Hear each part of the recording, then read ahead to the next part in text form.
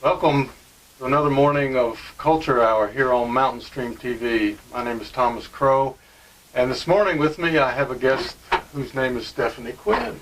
Hi Stephanie, it's good to have you here. It's nice to meet you. You came all the way over from Asheville, and we thank you for driving over and spending an hour with us this morning and finding out more about the kind of things you've been doing with your music. And especially I'm interested in the CD that you've just released, something that you did years ago actually, and in the Great Pyramid in Egypt. It's very exciting, very interesting to me, but maybe we should start at the beginning. How did you get into music? What is your backstory in terms of your interest in music and how you came to be doing what you're doing at the present time?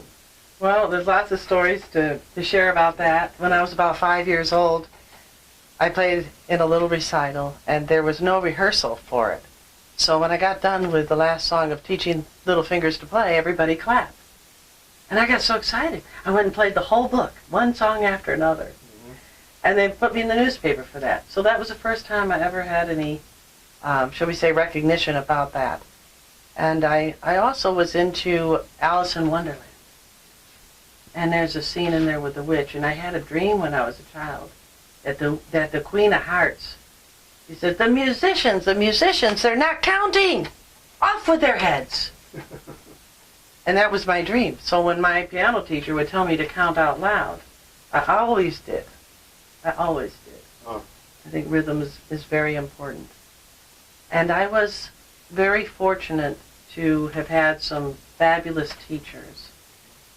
I auditioned to play on a Gagliano. It was alone, which is a violin that's now worth millions. And I won the audition, which gave me the teacher of George Perlman, who was my first primary violin teacher.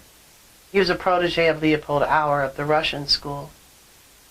His friend was William Browning, and his teacher was Carl Friedberg, who studied with Claire Schumann. You know who that is? I know who that is. Very much, very good. So I had some fabulous lineage right from the beginning in terms of my education. Soon after that, I auditioned for the Eastman School of Music along with some other schools, and because that one had a dormitory, and that one accepted me on both piano and violin because I was proficient on both, I decided to go there. There I studied with Professor Castleman. I studied also with Malcolm Stewart, who was practicing with me about 3 hours a day. Much of what I know now came from that. After that, I auditioned for Felix Gallimere and spent 2 years studying with him in New York City. So those were my primary teachers. I'd say you had a pretty good start. Yeah, very fortunate. Yeah. And where did that take you from there? Now, how old were you during this time with your teachers? Were you out of school already or still in school? No, I was in school. Yeah. And then after the high school years, you went to, where did you study to get any advanced education in that sense? Or did you not? Did you go? Well, I was taking lessons from the age of 5 on, and violin from 9. And there was no school orchestra, so I started a little one with my students. You've always kind of been a self-starter, and I would say so. Not necessarily going the traditional route, which would make sense in terms of your time in Egypt with that whole story. So, classical music. I mean, is that your real passion, or do you like all forms of music? Well, I love classical music. I especially like Beethoven. I like many kinds of music. And I listen to different types of music. And I think it feeds into it. Do you do a lot of composing yourself? Oh, sure. Yeah. And I know you've played with a lot of different symphonies and orchestras, and one of the things that I've noticed in looking into your history is you have some kind of a connection with Paul Winter. What's the story with Paul Winter? Because I know Paul Winter, and you do? I've done some things with his band in my my literary history. Oh, And wow. so I'm curious to know what kind of connection you might have with him or his music. Or, Oh, wow. Well, when I was in New York City, I was with a group that performed in Carnegie Hall. And when I was there, Bert Stern and Henry Wolf were in the audience. They were friends of mine. They said, "Hey, what are you doing tonight?" And I said, "I'm going to be playing in Carnegie Hall." And their eyes popped open, and they both decided to go. Mm-hmm. So I played with this group there for a number of months. And then something happened, and I stopped playing the violin. It was a sexual harassment type of thing. And my heart was broke. After spending my whole childhood in a practice room, practicing for hours, to have it all come to this, seriously broke my heart. And I put my violin up at the top of my closet and didn't touch it for a long time. Then I met a musician named Turil Pashian from Armenia. And he was in town for a celebration of the 40th anniversary of the United Nations. And it had a huge influence on me. And I learned about meditation and yoga and being a vegetarian and consciousness. And it was very exciting to interact with him. And he said, "You must play your music again. Would you play for world peace?" And I said, "Yes, I would." I said, "Who do I meet?" He said, "Well, that might be New Age music. Why don't you see if you can connect with Paul Winter?" So I contacted Paul Winter. And I said I was interested in playing music with people who were interested in consciousness and peace. He said, "Well, why don't we get together and play some music?"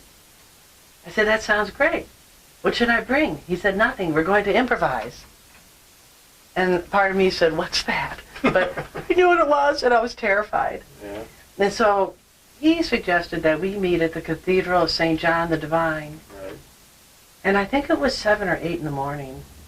He was doing one of his albums, and that day I also met Chris Brown, who was one of the early technicians on the album that I composed in the Pyramid. So Paul and I got together, and he said, "There's just one rule, there's no wrong notes." And he gave me a little guidelines. He said, "Let's do it on the pentatonic." I said, "Which one?" And he told me which one. And he said I could use that recording for anything I wanted. He was very, very generous. And our encounter was maybe 20 minutes. Then he invited me to his summer camp. You know about the summer camp? Well, I've heard about it. Yeah. It's up in Litchfield, Connecticut. Right. And the river and the streams are full of garnets and mica, and it sparkles everywhere. And musicians would make a xylophone bridge and pound on it, and things were hanging from the trees, and I thought it was the most marvelous thing. And we were intense, and I had my French violin with me, and we got flooded.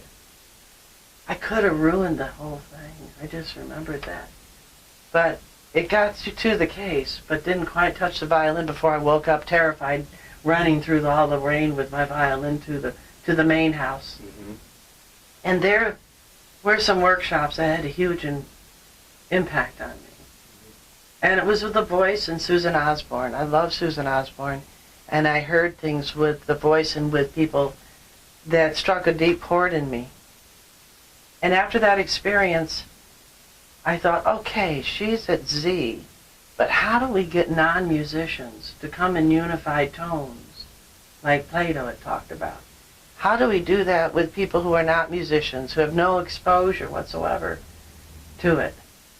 And I started having these peculiar dreams that showed me how to go like from A to M, and how to get a group together and create emotional unity through the vocal sounds. So Paul Winter kick-started all that. Mm-hmm. And so I said, "Why don't you go with me to Israel? Let's bring the Jews and the Palestinians together. Let's make song circles." He didn't want to do it. Oh, really? He wasn't interested. They eventually did do that sort of thing, him and his group, go to Israel. Oh, really? Fairly recently, I think. But I used to play with those guys once in a while. Eugene Friesen was a good friend of mine. He was in a band that I had, a spoken word music Was he band. the organist? No, he's a cellist. Oh, okay. It was the other guy I knew. Oh, was it Paul Sullivan or no? It was Paul Halley. Paul Haley? Well, his name is Halley, but he was the pianist. I mean, the Yeah, keyboardist he was the organist. for a long I met time. him. Yeah, he's not with them anymore, but I did some concerts with him up in Detroit, and we did things around here sometimes and all that. So it was pretty fun. Yeah, yeah. He's So a great guy. Well, let's go right to the source of this thing that I'm interested in. The Saqqara Suite, the album. Here's the cover for the CD, and it's a picture of you and a picture of the Sphinx in Egypt.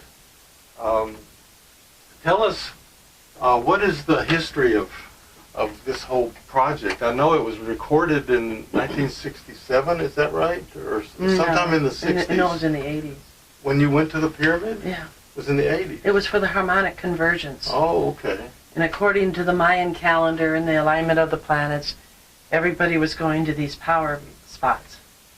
And prior to this, shortly after my peace trips to Israel, I had a real bad car accident. And I don't know how I got through that, but I did. And on the way from Hawaii back to New York, stopped in LA to meet someone named Fadel Gad. And he had a tour going to Egypt.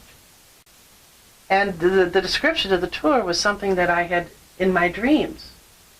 And I thought, I got to get on that tour. But it was filled up. So I carried on, went back to New York City, recovering from some injuries, some serious injuries. And about 10 days before the trip, he said, they called me up and he said, there's a cancellation and there's an opening. And I said, okay. So I went, and I hadn't really played much on the violin. I had whiplash and, different injuries, but I was walking without a cane at that point. Mm-hmm. And I wanted to go. And there were some other musicians on the trip, and the idea was that on the night of the harmonic convergence, we were all going to go in the pyramid and record and make music. And so I brought my violin. Mm-hmm. And while I was there, I spent a lot of time at Saqqara, which was very inspiring. And while I was there, melodies were floating around in my head. And I started writing them down and doing sketches. So, am I answering the question? Yes. Did I get lost? No. I wanted to know the whole the progression, yes. How it all came together, and then we'll talk about the experience too. But yeah. So you're at Saqqara, which is the old pyramid, one of the old pyramids, or maybe one of the oldest large pyramids. And then how did you get into the Great Pyramid? There's a story there. Yeah, there's a story there. Well, as I said, we were all going to go there, mm-hmm. but everyone disappeared. We were supposed to play a cultural exchange concert at the Sphinx. And before that, I thought I'd take a ride on one of the Arabian horses and go bareback for the first time. So I always wanted to look like, I was always inspired by Lawrence of Arabia, so I got that galabia, and I put a headscarf on, and I rode bareback for the first time, and had a wonderful time. And that was, I picked up the horse around 5 o'clock, and then I got lost in the desert there. And I found a group, and then he said, you need to get back for the concert. I said, okay. I went to the hotel, got my violin, and we're waiting and waiting and waiting. The Egyptian band just keeps going on and on, and it's a concert in front of the Sphinx. And I thought, I think I want to get in front of there's a special place on the paws of the Sphinx, which are, I think, 50 feet long, and it's the stela. And I wanted to get in front of the stela. But I couldn't leave the violin, and I had the galabia on. So I approached this man near the front of the audience, and I said, I'd like to go over there. Could you be my bodyguard? And he said, sure. And he was kind of cute. And so I said, okay, great. So I'm climbing through all the scaffolding. We get there, and I started to play the violin, and he took these pictures, which are on the album. Mm-hmm. So that was a few hours before the recording. Then that was done, and we came back and waited another period of time. And then all the other musicians that we were supposed to join them, they took off. And only one was left, this Mexican ukulele player named Mazat. I said, Mazat, what are we going to do? And he says, we're going to do the gig. I said, all right, where's everybody else? And he said, well, they wanted the publicity, so they left because it's midnight and we wouldn't make the news. That's okay. So we carried on, and we got up in front of everybody and played with the Egyptian band and improvised, and just had a great time. And afterwards, the concert was over, and everybody's hanging out in this plaza. So I said, what should we do? And he said, what do you want to do? I said, well, let's do some song circles. So I taught 2 songs, and there were about 500 people there, and we were all holding hands. And then I said I did 1 song, I'd sing it for you if you like, and I turned around and Mazet had disappeared. Then I sang the 2nd song, and then things started to dwindle away. I suppose people were going to go sleep. I'd been up since 4 in the morning with just a little nap before the horse ride. Then Fadel Gad found me, and he says, well, let's go over to the pyramid. You want to go in? I said, everybody's gone. What are we going to do? And he says, go make music. I said, I need other people to improvise. He says, you've been sketching the music. Just go in there and do it. I said, okay. So he gets ready to close the door. And I said, well, aren't you coming in? He said, no, I'm tired. He said, I'm going to go back. So that's when I got in the pyramid by myself. And so after you were in the pyramid, then what happened? I mean, now we're getting to the crux of the story. I mean, after listening to the album, I know of Paul Horn's famous album, Inside the Great Pyramid with his flute. And that was a classic album back in those days. And I look at this, and I look at the picture of you there. You're about, it was very close to the same time period. And I'm thinking, wow, if you had made this album then, you would have been the first woman to do that in the pyramid. And the publicity would have been enormous, and you would have been an international star. But so okay, so you're and I love the music, by the way. Paul Horn's album is it's okay, it's okay. It was more of an anomaly. It was, the first guy to do something crazy like that as a jazz musician. But I really actually enjoyed. I thought your album was more powerful. It was more complicated. It was more spiritual, if you want to say that. So what was your experience like being alone inside the King's Chamber in the Great Pyramid? Thank you for those kind words. Yeah, no, I'm serious. Yeah. And by the way, I'm still the first female. Hey, nice. It's not too late. Right. It's not too late. Yeah. I can tell, when I was testing out I had a Sony Walkman, a professional, and not thinking that something this important was going to happen. I did testing, 1, 2, 3, testing, and then I heard this huge bang, and it just scared the wits out of me. And I can read a little bit from my journal, if you don't mind, No, because okay. it's fresh. If I try to remember it, if you want it really to sound my impressions at that time, I think this might be the best way to do it. Fear, nauseous, my knees sore. I'm immobile, afraid to get up and walk. Maybe I will stop breathing. I am out of control. And I observe myself allowing it. A test of my ability to direct my consciousness. I face it, and a moment later I am calm. Next, I relax. I observe my thoughts and notice they are amplified, loud, and vocal. I shut my eyes. I see vivid image in my thoughts, so I watch the movie of my thoughts. I think about dying and how I could have died in Hawaii weeks ago. I'm not afraid of dying because I got close to it. I no longer fear death and no longer fear life or life. I know God is my life. I'm walking around the chamber. I feel its coolness. Daytime temperatures are exceeding 100 degrees Fahrenheit. No matter what the season, the King Chamber is the same temperature. I inspect the quartz crystals. There's so much quartz in the granite walls. What do I hope to accomplish in here? I'm all by myself. Well, I love to be the first to do anything. I heard instruments all sound the same in here. I'm irritated. I pledge to make my violin sound like as many different instruments as possible. with harmonics, pizzicato, spiccato, ricochet, flutato, and numerous other bowing techniques. The possibilities are nearly infinite. I have the next few hours. I better get to it quickly before the candle burns out. I plan to work with the reverberation resonances and bounce my melodies off the harmony that the chamber produces. I hope the recording equipment will capture the amazing experience in sound I am having. Now, I wrote that in present tense because that's how I write. Mm-hmm. Yeah. So those are my impressions. A little later, I feel an orchestra inside of me, and I'm trying to make it all come out of one instrument. It's like merging in gallop with Sultan. That's the horse. This chamber reverberation resonance merges with me. I'm playing the pyramid rather than playing inside the pyramid. I lay there inside the sarcophagus for at least an hour. It comes to my thought that many people who have lay in this same coffer had hoped to cure leukemia or other cancerous diseases. Is there something special here for meditation, for prayer?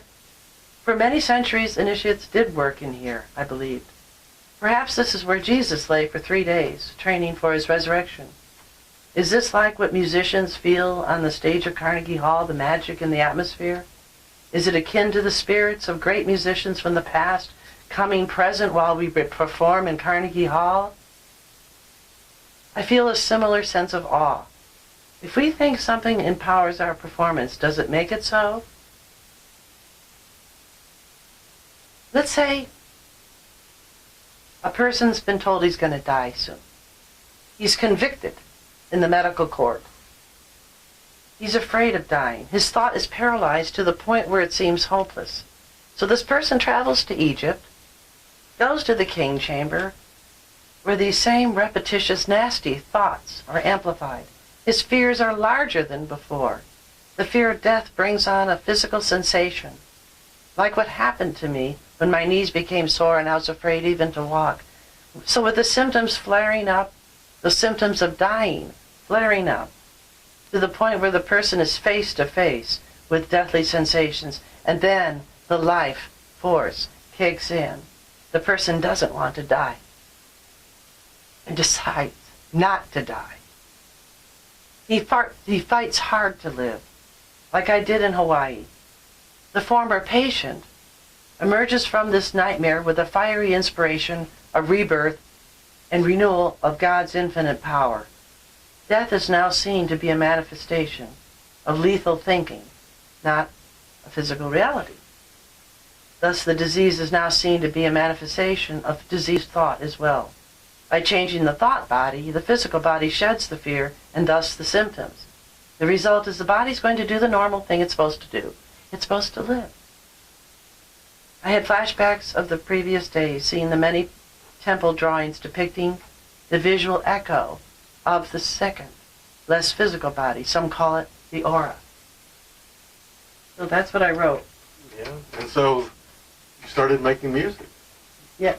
And how did that feel, and what did that sound like, and what was that experience for you? Well, I have a recording of everything, and I actually listened to it prior to doing the album in case there was something else in there I wanted. Some tones seem to reverberate longer than others. So getting the melodies to get the right harmonies for the right amount of time, it took quite a lot of experimentation. Mm-hmm. So what you hear on the album is the last 40 minutes of it. Mm-hmm. There's an end where I say, that's it, and I didn't put it in there. But that I knew when it was done. Right. I knew when it was over, and then it was time to go into the sarcophagus. So I was trying to experiment with lots of different sounds. Well, I think you succeeded because the resonances in your voice and in your instrument and the reverberations in the coming from the space that you were in there are very profound on the album. And I understand that you also had this friend, Mr. Brown, is that his name? Chris Brown? Yeah, in New York, who helped you with the production of the album that could really bring out the sound and really... He actually didn't do anything. All he did... No. It's not been redigitized ever. Really? Even to now. So what you're hearing on the album is very pure, and I'll tell you the progression briefly. Yeah. Chris Brown, by the way, he passed away. Did you know that? No. That must have been like last week or something. No, because I wanted him to help me with this, and I only found was an obituary. Oh. And I made a few calls. Okay. Do you know Elliot Wadapian? Yes, he used to be in my band. Yeah, yeah. So Elliot kind of filled me in. It was a boating accident. Oh, I was really upset. Wow. So I just found it, and he died a couple of years ago, so I just found that out in February. Anyway, he said, this thing is really good. And he said, why don't we take your cassette and let me put it into a CD? So maybe it is digitized. I don't know the technology, I really don't. But he said there's a lot of background noise in there. Right. And he said, I didn't take anything out, I just left it as it is, as you recorded it. So he didn't take any of that background noise? No. Well, maybe that's the key to the sound then. Why it's so... Well, it still sounded great. In fact, Yeah, that's what I I mean. released it with this. Mm-hmm. And it's called Saqqara Passage into Soul Realm. So if, in your review, you mentioned could have been 2 different albums. Yeah, yeah. And if I was going to do that, the pyramid stuff maybe would be called Passage into Soul Realms because the titles suggest a passage, a journey, a spiritual journey. And then the other 20 minutes is an orchestration of some of this. And that might be called Saqqara's story because it's a synopsis. And there's a storyline Right. dealing with prejudice and racism.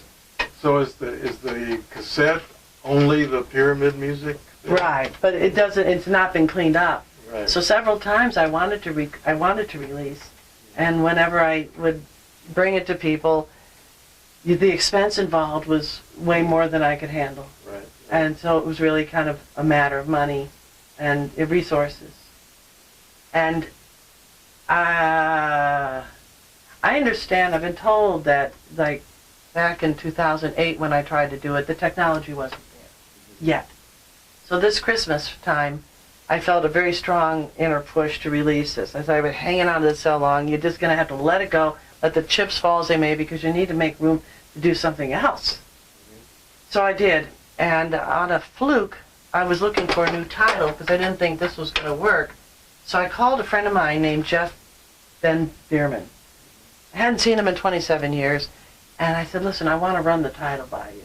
And we've, corresponded a little bit here and there, And he said, I'd love to. And he said, I'm dying to get involved in a creative project.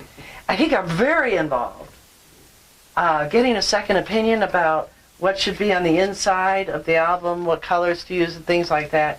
He was very helpful. Then it came to the time where I said, you listen to more music than I do. What genre is this? How do I classify this when I put this out on CD Baby?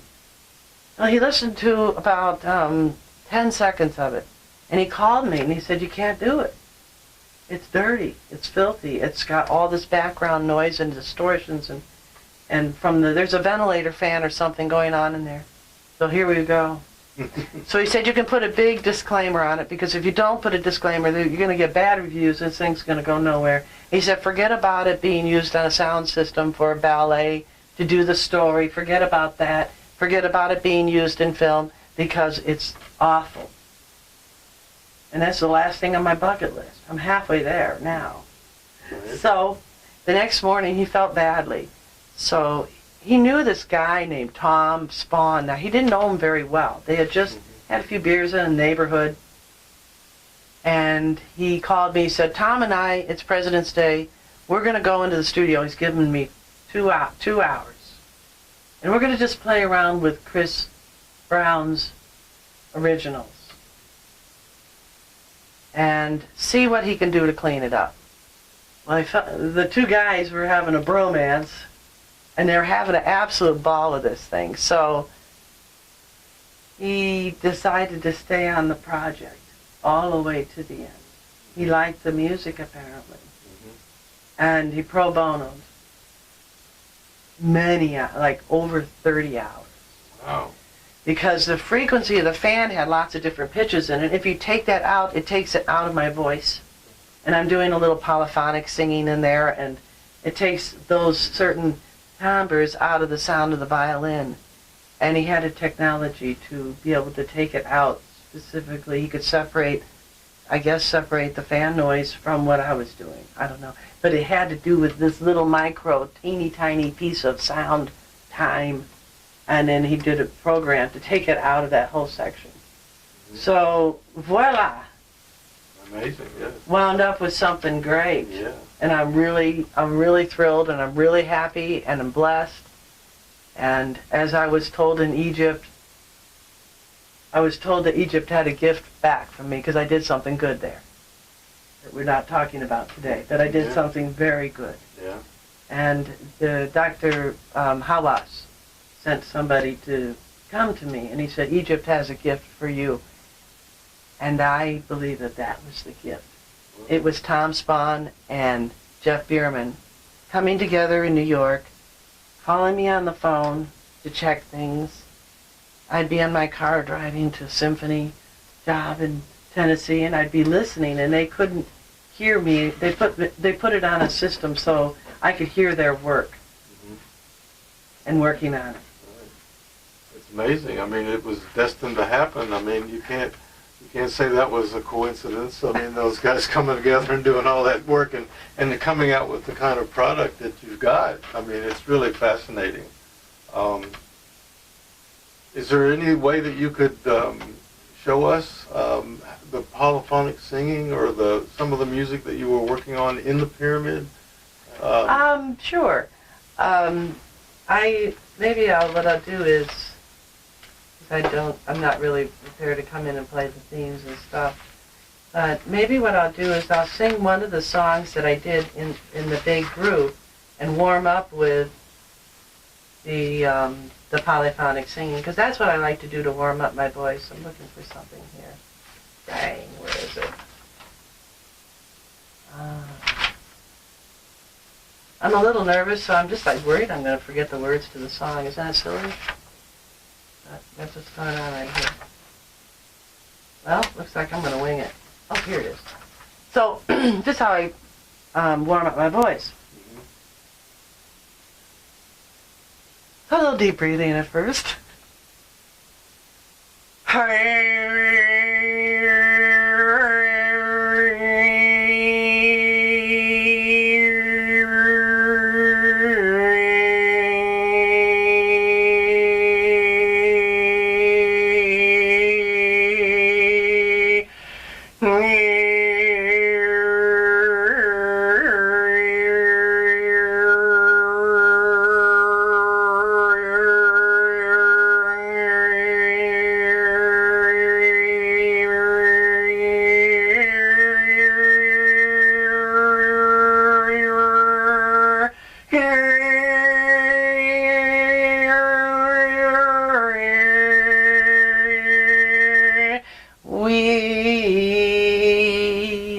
We are alive like the earth is alive. We have the power to create our freedom. If we have courage, we shall be healers. Like the sun, we shall rise. If we have courage, we shall be healers. Like the sun, we shall rise. We are alive like the earth is alive. We have the power to create our freedom. If we have courage, we shall be healers. Like the sun, we shall rise. If we have courage, we shall be healers. Like the sun, we shall rise. That fits right into the theme of what the Canary Coalition is all about. That's why I thought to do it. That's why I thought to bring it. Yeah, that's perfect, you know, and Earth Day and Jose Arguelles and Harmonic Convergence, yes. You know, he started Earth Day. Right, I remember that. That was a big deal for many years leading up to that. The way that you were just getting your voice tuned up and controlled is a lot like what's on the CD. That kind of polyphonic singing, is that what you call it? Oh, it's called overtone singing. Overtone, yeah. And in New York, there was a guy named David Hikes, and he had recordings about this. And I had this dream that taught me how to do it. It said that the Egyptian Om was I-U-M, I-U-M. And in the, shall we say, the lesson that I was having in the dream, it showed me just how to do it. And so I started talking about it in New York, and somebody said, well, you better talk to Hikes about that. He's the expert. And he said, no, you can't do that. You don't have an Adam's apple. So. That sounds a little sexist, doesn't it? Yeah. But we shall rise. Yes. but your voice in the pyramid on this recording, and in that space with the echo and everything, and then the different things you're doing on the violin. Tell us about that, the violin experience and how you were playing that. Well, there was one of the movements, Dance of the Animals, is about an evolution, and where it starts like amoebas in the water, and then the reptiles, and then the birds. And when we get the flighty of the birds, I said, how am I gonna make the violin sound like birds? And so I did like a bow and finger harmonics. Right. So I was hitting the bow and at a part in the string where you get a harmonic, and then I was doing some of the notes fingered and some of them were harmonics. Mm-hmm. And I'm doing them very quickly to try to get them on the pitches that I wanted to hit. So that was one of the things I think you're talking about. Yeah. I also did some, of course, bow ricochet things, and there's one sound that Tom did not take out of the album. It's me stomping. Yeah? Yeah.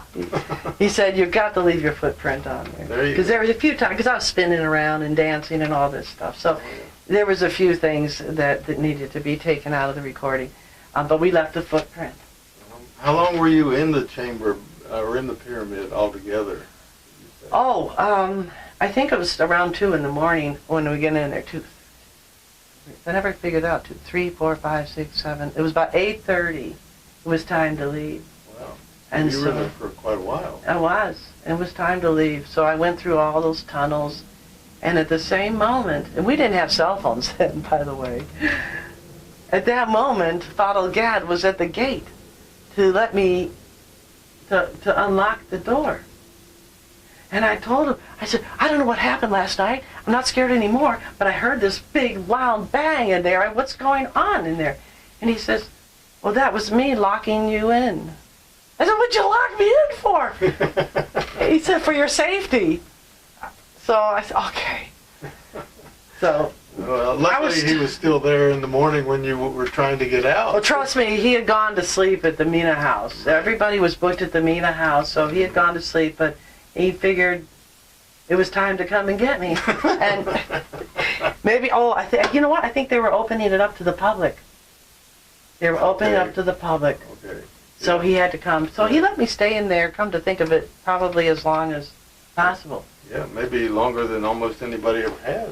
I don't know. Yeah. That's exciting. I don't know. I've always wanted to go to Egypt and see these places. And I'm always interested in power spots. And I did a project with the Cherokee here years ago to identify and protect Native American sacred sites in the southern Appalachians. And working with some of the Cherokee elders and some other people, I went to some pretty amazing places that had pretty amazing energy, and some strange things happened in some of these places. And do you have any kind of stories other than the fact that you were recording all this and doing all that, any other stories about your experience inside the pyramid that might be a little different or a little interesting for other people? Well, ironically, the words that I spoke when I was in there, they're not on the album, but the words I spoke was, it's not about going to a high energy place. We already live in a high energy place. It's not about going someplace else. It's just about being. So I come back to New York, and word got out real quick in the New Age community that Stephanie Quinn was inside the Great Pyramid for the harmonic conversion. So I was asked to do interviews and give workshops. Wow. Like, guru thing. Yeah. So I rode the wave for a while. It's kind of fun, But I think some areas have atmospheric, and I think some places it's easier for us to feel these things. Like, there's some areas that are just so dense, they're so mentally dense that one has to work very hard to find that place. Right. Where you can know a lot. So your revelation was really, it's all about being, you know, which is very Buddhist. Is it? Are you a Buddhist? No, I'm not a Buddhist. Oh. But I read about Buddhism, and I read books that are written by Buddhists. I'm reading one right now by a Frenchman named Matthew Ricard, who is a Tibetan Buddhist monk. He's a physicist, a French physicist who became a Tibetan Buddhist monk, and he's written several books now on the connection between physics and Buddhism. Very interesting stuff. So I'm learning, but it's really all about being present in the now and being. Really. So that's it. So, I saw Tom and Jeff recently in New York.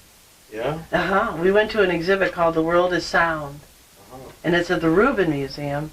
And there's a book called "The World Is Sound," and I highly recommend it. When I read this book, it put in writing so many of the things that I had in my dreams, so many of the experiences that I had experienced with sound, and that the sound is the sound of the heart. And it was written by a physicist. It's a fabulous book, a fabulous book. And I don't think Tom has written it. I read it, but when they were doing the mastering, they didn't turn the sound off one time, and I heard Tom's voice say, "So what's the deal with Stephanie and pitch?" So when we all wrapped up, the two of them had sake in New York, and I was sitting there with my mint tea, and we actually had conversations about something other than emails about what needed to be fixed. And in the conversation, I had to ask him, I said, "Well, what did you mean by that?" And he says, "Well, he said, I know somebody who was really good dog breeder, and in this world, bitch is an honorary word, and I would like to call you, I'd like you to be, I'd like to call you the pitch bitch." Is that okay? I said, "Whatever, I don't care." And so he was acutely aware of what I was doing with pitch. And when he made that comment, I was going through my album, listening very carefully to what I was doing. Now the instrumental part of the album is at 448, and I've done a lot of research since what happened in the pyramid, just on my own. But I was applying what I know now, and there's a video on YouTube of me giving a talk about this to a group of music teachers. It's called "The Truth About Rhythm, You Just Can't Beat It." So if you look for my name and "Truth About Rhythm," you'll learn a lot of esoteric things about sound vibration, and especially pitch. So that night, I did an analysis of it, and the instrumental's at 448. However, the violin and my voice were at 432. And Tom says that's a pitch oftentimes jazz music is centered around. And I also read it's the pitch of the human DNA. Everything has a pitch to it. Everything vibrates. Everything's sound. It's just how condensed is it. So when we're tuning into sound, we're tuning into what creates the material plane. It's sound. I was just watching a YouTube lecture by a fellow named Dan Winder. And he's a DNA guru, if there ever was one, genius, and he's talking exactly about the kinds of things you are, about the sound and the energies that go into the DNA and the creation of it, and where it goes and what it keeps and throws away and everything else. So it's all very interesting. It's all very, very heavy stuff too, though. Well, there's some edgy parts, and this was all done kind of intuitively when I was in the pyramid, but there's some edgy parts where I'm singing and playing, but the pitch is going on and off and on and off, and it's creating kind of a beat. So I'm playing with that. Now, those are some of the parts of the album that are a bit edgy. Yeah, but it's very evident in the album. I mean, those are the things that really drew me into the music was your work with pitch and how amazing it was in that environment, and how that was amplified in that room. So. Fascinating story and fascinating sound, and I hope that people will be able to, where can people get your album? How is it being distributed? Because we want people to know about this, and we want them to hear it. So Well, if you, the most popular sites you can get it at would be CD Baby, and that is the only site where you can actually read a lot about this, some of the things that we've touched upon today. But you can also get it on iTunes and Amazon Music. Amazon and CD Baby have some more reviews. Oh, good, good. So a few people are listening to it, and I help many more. Yeah. It's available on a broad distribution level through my arrangement with the publisher, the CD Baby. Mm-hmm. Good. Well, we encourage everybody out there to definitely, go to these places and pick up albums and give them to your friends and take a listen, because it's fascinating. It's fascinating stuff. So what are you doing now? I mean, we're not sitting in the pyramid here. We're in the woods here in Jackson County. And what is on your agenda these days? What are you doing with the music and otherwise? Well, I've had some thoughts about maybe teaching the overtone singing. I'm thinking there might be a group that would be interested in learning this. I'm now in a house that has a huge studio, so I can fit about 45 people as an audience. And I'm teaching, and every month we do like a performance class there. And it's beautiful. It looks like a little recital hall. Mm. So I'm concentrating on my teaching. I have to pay the bills, so I'm playing gigs and orchestra, percolating ideas for some new music. I'm hoping that intuitively I'll be connecting with the right people to have this in a film. I have some more meetings with ballet people who have heard this and are interested, so that'll be interesting. Yeah, who are you working with in terms of the dance community? I don't like to say anything until something's really happening. Okay. But something percolating in Charlotte. Oh, in Charlotte. Yes, okay. And a few things in New York and Chicago. But these things, I've been told just to be patient. I've been told just, Stephanie, concentrate on your teaching. I teach violin and piano, voice, and songwriting. And just be patient with the process, because sometimes it takes a couple of years before anything really happens. Because the ballet companies and film companies, they already have their plans. So that they're getting my music sitting their ear now, it may be 2 years from now before it lands in a film or on a stage someplace, maybe even longer. Right. So, yeah. Well, I've worked with dancers before, and that's exciting to watch your work. In my case, it would be my words have motion and movement. I mean, and how those people interpret that in terms of bodily movement and function. That's pretty exciting to watch that happen. So, hopefully you'll have a similar experience with the people you're working with. Yeah. We're talking about doing the productions in art galleries. Yeah. So there'll be a visual aspect to it. Yeah. What else can you tell us about where you've been and what you've done that you'd like to share with all of us today? Anything that we haven't touched on that... Well, I can tell you something a little bit interesting along those lines of the right time and the right place. When I orchestrated part of the pyramid music, again, I kind of heard it in my brain. I said, okay, hit the pause button and let's pick this up tomorrow.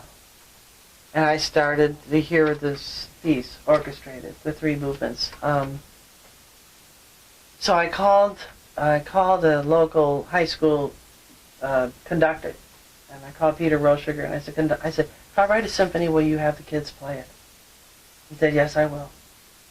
And I said, good. Then I made another call, and I called a friend of mine named John Novi, who can listen to music and come up with all the meters and time signatures and everything. I said, if I send you some clips, can you give it notation? I'm going to orchestrate it. And he says, I'm here. So I started writing for nonstop for about 6 weeks. My kids did not have a Christmas. And there was a flood going on at the same time. So I was in the basement where the computer was and learning how to do the composing and all this. Mm-hmm. So a few years later, when Chicago was making its bid for the Olympics, there was a call out to composers to submit music for the opening ceremonies and such. Mm-hmm. So I thought, what the heck, why not? So I had the score, so I sent it in, and you know what? They picked mine. Wow. That's a story. I know, that's a story. I was like, and I have a letter, you know, I mean, it was really happened. Yeah. And we didn't win the bid for the Olympics, but it made me start thinking that I might take myself seriously as a composer and as a creative musician. Yeah, I had put the whole pyramid stuff aside because of technology and the noise and the background noise and all that stuff. So I was really focusing on that. But then that fell through, and otherwise, I'd be very famous Right. if we had won the bid for the Olympics. So I moved to Asheville, and Asheville's kind of a magical place. In what sense do you mean that? It's like New York City. When I became an empty nester, I thought, where am I going to go? And I had sort of thought maybe New York City. I'd go back there because this was where a lot of things happened for me. And then I was introduced to Asheville. And I had a similar feeling, that general warmth and friendliness that I love in New York, and a creative spirit, and meeting so many creative and bright, intelligent, fabulous people. And found very quickly that my talents were welcome here, that there was a need for me here, perhaps even more so than Chicago. Because when I left Chicago, things were going very well, but I was looking for a change. So I came here in 2014, and in 2015, just a year, I was invited to have my piece, 24-minute piece, performed at the Asheville Composers Concert. And Jason DeCristofaro is in charge of that. And he said, you're going to have to squeeze a full orchestra part down, and I did, to a quartet, timpani and snare. String quartet, timpani and snare. And a venue opened up all of a sudden. It was big enough because they never had a big group or a big long piece. And that all opened up, Streamside Concerts.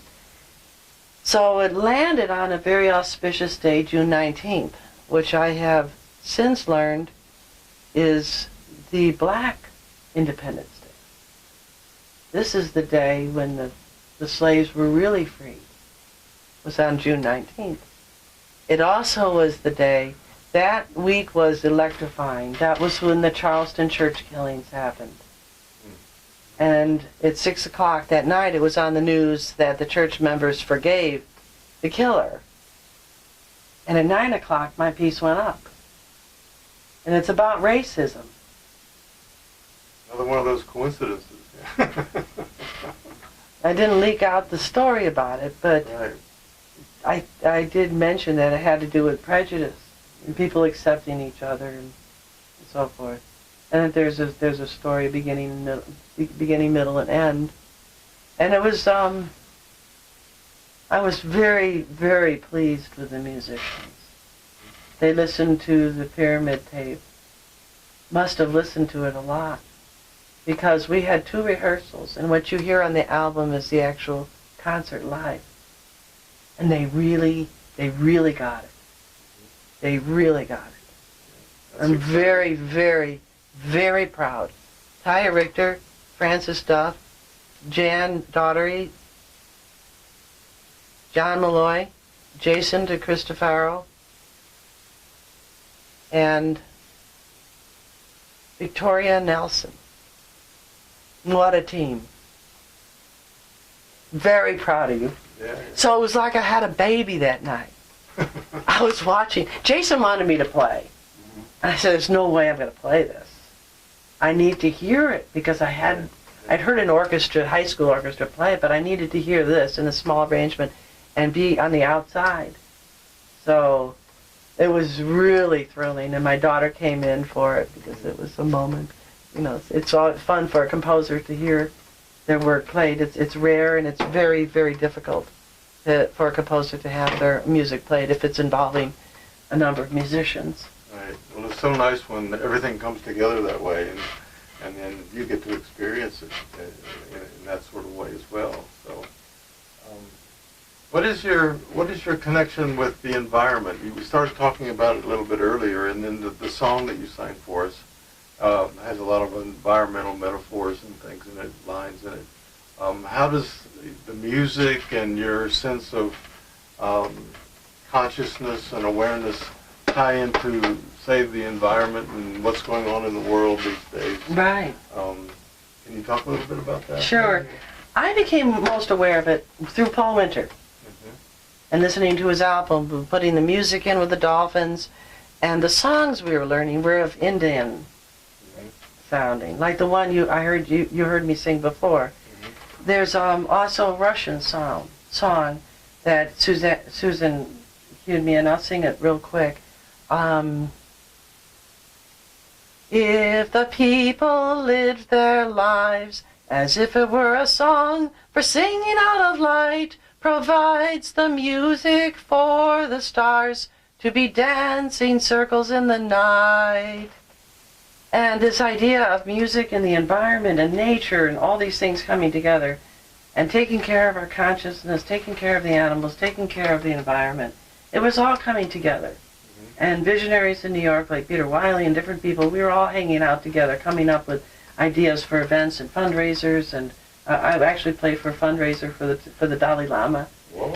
I did, and Philip Glass was on the program. I didn't play with him, but I played on the same program with him. That's close enough. And then I later met the Dalai Lama too. Really? I was supposed to play for his 59th birthday. Well, that's And amazing. yeah, Fred Siegel was building a temple in Malibu, and there was a groundbreaking or something, or Dalai Lama came to see the ground. They didn't build the temple, but they did. Dalai Lama did come. And Fred Siegel said, bring your violin, I want you to perform for this. So I brought my violin, and it's early in the morning again. These wonderful things happen early in the morning, don't they? I mean, the rest of the world's sleeping, and we're just like out there having adventures. There you go. So I bring my violin, and the Dalai Lama says to me, he says, you're not going to play today. We have something special for you. I said, what's that? He said, did something with his hands, and then the monks started praying. And he said, it's a breakfast prayer. So they're praying, and I'm hearing tones in my head, and it was awesome. And there was also a giddiness in the atmosphere of everybody who was there for that event. It was almost like a percolating, bubbling, like you're about to crack up laughing. Right, right. And I was there at the head table, and I'm like this. Well, it's like this Matthew Ricard I was telling you about. He's the Dalai Lama's translator. Oh. And one of his books is called Happiness. This is the book I'm reading at the moment. And it's like you say, you're in the moment, you're being, and it's giddiness. I mean, that's the appropriate reaction, the appropriate response. And when you see the Dalai Lama, you always see him smiling and happy and making fun and making jokes. So I mean, must be something to all that. So with the time that we have left, which is just a couple minutes, is there anything that you'd like to add to our conversation in terms of the album or anything, your project you're working on now, or all of the above? Yeah. Well, I could tell you that if someone listened to this the first time and they had their eyes shut, and afterwards the colors were brighter, and it caused a kundalini experience in her back, and then she shared the music with her art students and asked them to write down their impressions, write down words. And she sent me the list, and it was the storyline. It was the storyline. So I think this is kind of music you can, especially the orchestrated part that has a storyline, or any of it, that you can listen to it and have fun with the impressions that you get while you're listening to these sounds. And I hope that my listeners will be able to get some idea what it's like to be in that space. And I'm hoping that I communicated that through the music. Well, thank you for coming in today and sharing with us your storyline. You're welcome. And all the storylines of all the different aspects of your experience in life. And I hope you'll come back again and talk with us. So And all of you out there, please come back and join us for the next session of Culture Hour, when we'll have another guest from the arts here in Western North Carolina. And I want to thank again our guest this morning, Stephanie Quinn. And go out and look for her albums, Saqqara Suite. CD Baby, Amazon Music, iTunes. Right.